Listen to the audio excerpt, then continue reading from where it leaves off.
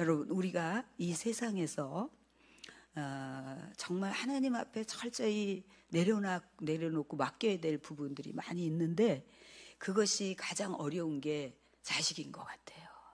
근데 이제 이 요게벳은 그 요게벳의, 오늘은 모세의 이야기보다는 요게벳의 이야기를 하고자 합니다. 모세의 일생이 120년 살았잖아요. 120년 살았는데 그 중에서 이제 한 40년씩을 3등분을 하면은 첫 번째 일기가 애굽 궁중에서 높은 학술과 이제 학술을 습득하고 애굽 왕과 그 갈등, 그 살인 사건이 있었기 때문에 그런 고난의 시기가 있었고요. 그 다음에 이제 2기에는, 인생의 2기에는 미디안의 광야로 도주하면서 거기서 그 아주 황야 같은 곳에서 하나님을 만나면서 하나님을 체험하는 그런 시기가 되고, 그 다음에 이제 마지막 3기는 이스라엘 백성을 애굽에서 해방시키고, 그 다음에 율법을 하나님 앞에 받아가지고 그 율법을 바탕으로 해서 국가를 조직하는 그 역사적인 시기를 보내는 것이 이 요셉의 인생의 그 세 부분으로 나누는 120년의 생활이에요. 제가 이것을 준비하면서 여러분들은 나는 지금 어느 시기에 와 있는가, 그런 생각을 해보게 되었습니다. 이제 이 모세에게는 다른 형제들이 있었는데 3살 많은 형 아론이 있었고, 그 다음에 이제 14살 정도, 15살 정도, 한 15년 차이죠. 그런 정도의 누나가 있었어요. 그 누나가 있었는데 이때에 여러분 잘 아시다시피 바로 왕이, 바로가 이제 그 히브리 백성들의 그 숫자가 늘어나는 것을, 위기를 느끼면서 남자아이들이 태어나면 나일강에 던지라고 그러고 여자아이는 살려두라고 하죠. 그때 제가 이걸 보고 엄청 많이 울었어요. 그때 이제 이 모세의 어머니 요게벳에게도 이 인생의 큰 숙제가 온 거예요. 근데 아이가 태어났는데 너무 이쁜 거예요. 그래서 성경에서는 이게 아주 특별히 막 현대인 성경에서 뭐 너무 잘생겼다, 너무 아름답다 막 이렇게 나오는데, 그때 이제 숨겨가지고 3개월을 키워요. 이거 어땠겠어요, 여러분? 3개월 동안 숨지기면서 그 아이를 키울 때, 그러다가 이제 더 이상 아이의 울음소리도 커지고 그러면서 더 이상 안 되겠다는 생각을 하고 이제 모세를 이제 갈대 숲에다가 놓잖아요. 근데 이때 갈대나무는 이게 배를 만들거나 또 담요, 때는 돗자리, 때는 샌들도 만들고 이럴 정도로 그게 많이, 종이도 만들고 이렇게 쓰이는데, 그때 이게 갈대나무가 막 우거진 숲속에 이제 모세를 그 갈대 상자에다가 그 역청과 진을 발라가지고, 이거는 방수 효과가 있는 거예요. 그러니까 역청과 진을 바르면 물이 들어가지 않아요. 근데 그때의 그 심정이 어땠겠습니까, 여러분? 그래서 이제 그걸 발라서 이제 이렇게 갈대가 나무가 많이 우거진 숲에다가 이렇게 놓는데, 그때 이제 이 공주, 우리가 이게 자세히 역사가들이 연구한 거를 보면은, 귀부인들은 이렇게 밖에서 함부로 목욕할 수가 없어요. 그런데 이 나일강 주변에 공주의 목욕실이 있었다는 거죠. 그래서 이제 공주는 목욕을 하려고 목욕실에 있고, 그 시녀들이 거닐었다고 나오잖아요, 성경에. 이렇게 거닐다가 그 상자를 발견한 거예요. 그러니까 이제 뭐 공주도 이제 뭐 우리식으로 얘기하면 저 유리 다 보이니까 이렇게 보니까 상자가 있으니까 저 이렇게 가져와 봐라, 저기 뭐냐 해서 보니까는, 그래서 이제 공주에게 그 상자를 열어보니까 아이가 막 울고 있어요. 그때 이 공주가 너무 막 불쌍해가지고 아이에게 불쌍한 마음이 들어서, 그때 이제 이 아이가 틀림없이 이 히브리 아이다 그러면서, 아마도 이 역사가들은 공주는 아버지의 그런 무모한 정책에 굉장히 불만을 가지고 있었을 거라는 거죠. 남자아이들 무조건 물에다 던져서 죽여야 되는 이런 것들이, 이런 상황 속에서 그때 이 요게벳과 그때 15살, 14살 정도 많은 누나 미리암이 그걸 지켜보고 있다가 쏜살같이 가서 이제 유모를 구해줄까요? 묻잖아요. 그 당시에는 이 히브리 여인들이 아이를 낳아가지고 물에 던져야 되는 그런, 여러분 지금이니까 막 이렇게 얘기지, 기가 막혔을 거예요. 기가 막힌 일이죠, 여러분. 그랬기 때문에 이게 유모들이 이 젖을 먹이지 못하는 유모들이 많이 있었던 거예요. 그러니까 공주가 도움을 요청하고 그때 엄마를 데리고 와요.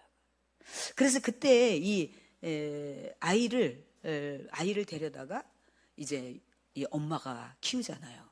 그래서 이제 확실하지는 않지만 한 3, 4살까지는 엄마가 키우고, 그 다음에 이제 공주가 정식으로 입양을 해. 입양 절차를 밟아서 아들로 삼아요. 그리고 이제 그때 하나님께서 그 어린 아이 모세에게 집중, 엄마 요게벳이 히브리 정신과 신앙 정신을 집중 본질을 집어넣어주는 그런 역할을 해요. 그러니까 이게 탄탄하게 이제 이렇게 된 상태에서 이 가장 인간으로서 중요한 그 민족 정신과 그 다음에 신앙 정신이 딱 기반이 되어 있을 때 그 애굽에 엄청난 뛰어난 학문이 들어와도 요동치 않는, 그렇게 되는 거예요. 그러면서 이제 이렇게 자라게 되는 것을 볼 수가 있습니다. 그래서 이제는 이제 생모의 손에서 양모의 손으로 넘어가 가지고 그 다음부터는 이제 화려한 궁중 생활이 시작이 되고, 고관들과 사귀면서 이제 후일에 출애굽할 수 있는 영도자로서의 그 지도력을 하나님께서 훈련시키시는 거예요. 근데 이제 모세에 관해서 성경에 기록되지 않은 전설들이 많이 있는데요. 그 중에 하나를 재미있는 걸 하나 한번 읽어봤어요. 근데 그게 뭐냐면, 어느 날 바로 왕이 이제 공주가 이제 그 입양을 하니까 바로가 이제 모세에게 너무 이쁘니까 이게 왕관을 씌워준 거야. 왕관을 씌워줬더니 모세가 이 왕관을 벗어 던지고 왕관을 밟아대는 거예요. 이거 얼마나 당황스럽겠어요? 그래서 이 바로가 이 고민을 한 거예요. 이게 히브리 정신이 이게 박혀가지고 이렇게 거부한 건가, 아니면 어린 아이라서 아무것도 몰라서 철없이 이런 건가를 생각하다가 그 테스트를 하려고 숯불에서 그 숯불을 하나 해가지고 이걸 먹으라고 아이에게 줬다는 거예요. 그러니까 얘가 입을 벌리면서 그러다가 이제 혀를 대가지고, 그 출애굽기에 보면은 모세가 그 혀가 둔하다는 게 있잖아요. 그래서 나온 것이라고 이렇게 추론을 합니다.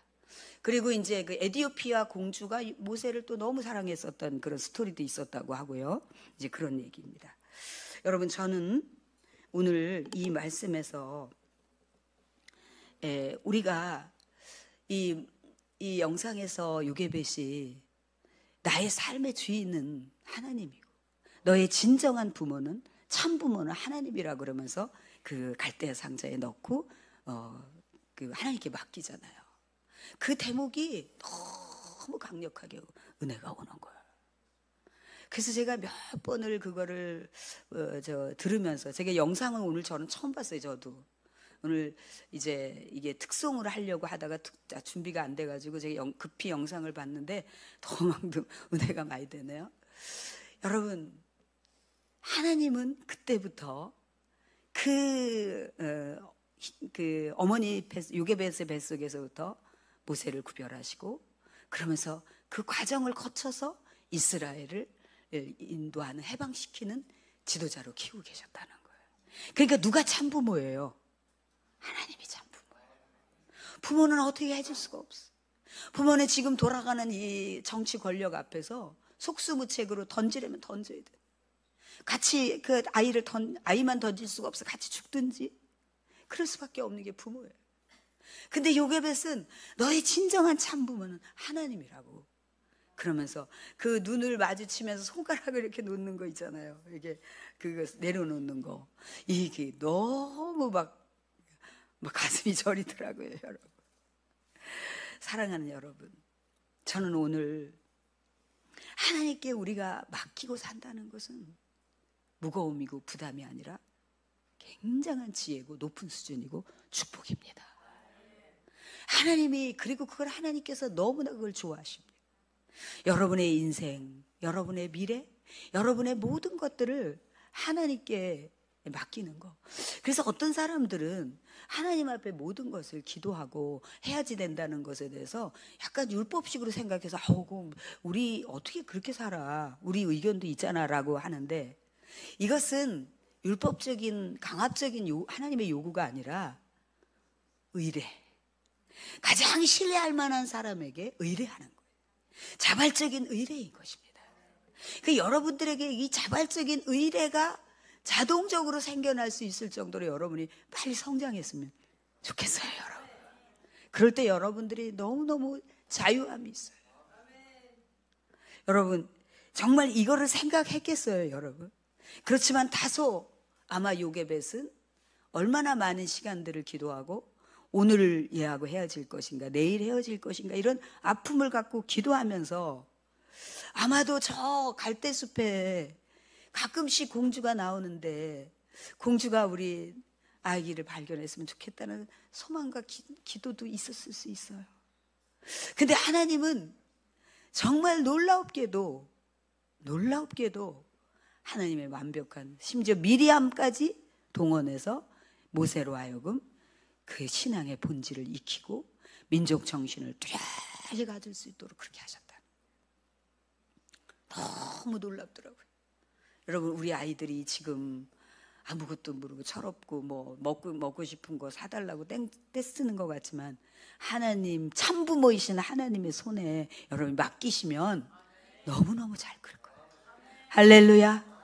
여러분의 제한된 지식으로 뭘 하려고 하지 마세요. 제가 이런 것들을 깨달으면서 점점 저의 역할이 줄어드는 게 너무 감사해요. 그러니까 더 안정감이 생겨요. 저도 한때는 그렇지 못했어요. 막 제가 이걸 다 해야 될 것 같고 뭐 이런 게 있었는데, 요게벳의 이 지혜가 얼마나, 물론 이 상황이 너무 절박하고 이제는 생사를 가늠하는 그런 상황에 있어서 그렇다고 볼 수 있지만, 그러나 요게벳은 하나님과 동행하면서 참 인생의 주인이신 분이 하나님이시고 참 부모이신 분이 하나님이시라는 걸 알았기 때문에 그 갈대 상자에 그 기가 막힌 아마 이 아이는 아무것도 모르고 그네 타는 줄 알고 빵긋빵긋 웃었을 수도 있어요. 그 아이를 이제 작별을 하고 갈대 상자의 문을 닫을 때 그 엄마의 마음이 얼마나 찢어지겠어요. 그렇지만 그런 내려놓음을 통해서 하나님은 철저하게 모세를 이 이스라엘의 지도자이며 오늘 우리에게 가장 모델이 될 수 있는 지도자로 후뚝 세우신 거예요. 여러분, 하나님이 우리 가운데 계시고 움직이시고 앞장서신다는 것을 여러분 감사하셔야지 돼요. 여러분, 요즘에는요 정말 하나님께서 너무너무 놀랍도록 제가 곤란한 것은 하나님이 미리 다 이렇게 피해가게 하시거나 말하지 않아도 되게 하는 일들이 자주 있어요. 근데 이제 며칠 전에 제가 이제 이 영어 도서관 문제로 이제 그 관계자를 만나러 갔어요. 근데 이제 가장 중요한 것은 기본적으로 이게 공공기관, 나라에서 이렇게 인정하는 작은 도서관이라고 이렇게 이름이 명명이 되게 되는데, 그렇게 되면 이제 기본 5번을 오픈을 해야지 되는 거예요. 그 이제 우리는 5번을 오픈할 수 있는 그런 일꾼이 없잖아요.